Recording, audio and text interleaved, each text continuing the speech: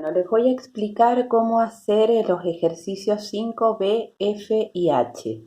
Lo que tenemos que hacer en estos es, en cada uno de estos ejercicios, es derivar aplicando las reglas de derivación. Entonces veamos el ejercicio B. La función es 2 coseno de x más secante de x por seno de x. Entonces, ¿qué es lo que tenemos que tener en cuenta? En primer lugar, para aplicar las reglas de derivación, tenemos que ver qué es lo que pasa con la derivada de una suma. Cuando derivamos una suma es la suma de las derivadas, es decir, voy a derivar primero este término y después voy a derivar este término. A eso le sumo la derivada de este término. Entonces, la derivada me va a quedar. La derivada del primer término, como es una constante por una función, entonces su derivada es la misma constante, que es 2, por la derivada del coseno de x, que es menos seno de x, más. ¿Y qué tengo que tener en cuenta acá? Que acá tengo un producto. Cada uno de los factores son funciones que están dependiendo de x. Por lo tanto, tengo que aplicar la derivada de un producto. ¿Cuál sería esa derivada? Y es derivada del primero. La derivada de la secante, si la recuerdan, es secante por tangente, ¿sí?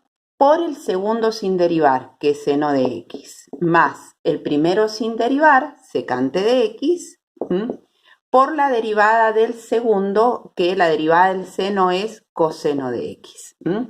Entonces, fíjense, la derivada de esta función me da la constante por la derivada del coseno, más, acá armo la derivada del producto. La derivada sería derivada del primero, secante por tangente, por el segundo sin derivar, más el primero sin derivar, por la derivada del segundo. Bueno, ¿qué es lo que pueden hacer ahora? Operar algebraicamente. Por ejemplo, secante y coseno, la multiplicación me queda 1, ya que recuerden que la secante es 1 sobre coseno, ¿sí? Mientras que en este caso, por ejemplo, a ver, ustedes tienen secante, que es 1 sobre coseno, tangente, que es seno sobre coseno, multiplicada por seno. Entonces, la derivada me quedaría igual a menos 2 seno de x más seno cuadrado de x sobre coseno cuadrado de x, es decir, me quedaría tangente cuadrada de x más 1, ¿sí? Ese sería entonces el resultado de la derivada de la función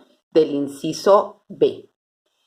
En el caso del inciso C, la función es seno hiperbólico sobre tangente de x. Entonces, cuando derivamos, lo que tenemos que tener en cuenta acá es que hay un cociente. Entonces, la regla es derivar el primero por el segundo sin derivar, menos el primero sin derivar por la derivada del segundo sobre el segundo al cuadrado. La derivada del seno hiperbólico es coseno hiperbólico y la derivada de la tangente es secante cuadrada de x. Por lo tanto, esto me daría derivada del primero.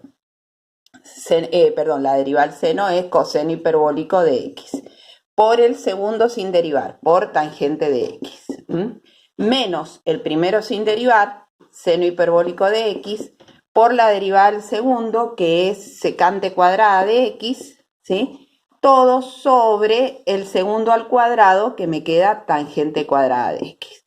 Bueno, esa sería entonces la derivada de la función f. No se puede operar prácticamente porque el coseno hiperbólico y la tangente o el seno con las funciones trigonométricas no tienen relación. Y en el último caso, la función es 3x cuadrado coseno de x sobre el logaritmo natural de x. Entonces, lo que tenemos es un cociente, pero a la vez también en el numerador tenemos un producto. Por lo tanto, a medida que vamos derivando, tenemos que ir aplicando las distintas reglas. Voy a derivar el cociente, entonces sería derivar el primero, pero cuando derive el primero tengo que tener en cuenta que acá hay un producto. Entonces, ¿cómo me va a quedar la derivada del producto? 6x por el coseno de x más 3x cuadrado por menos seno de x, ¿sí? ¿Eso qué es lo que sería? La derivada del primero, que es derivada de este producto. Derivar el primero por el segundo sin derivar, más el primero sin derivar por la derivada del segundo.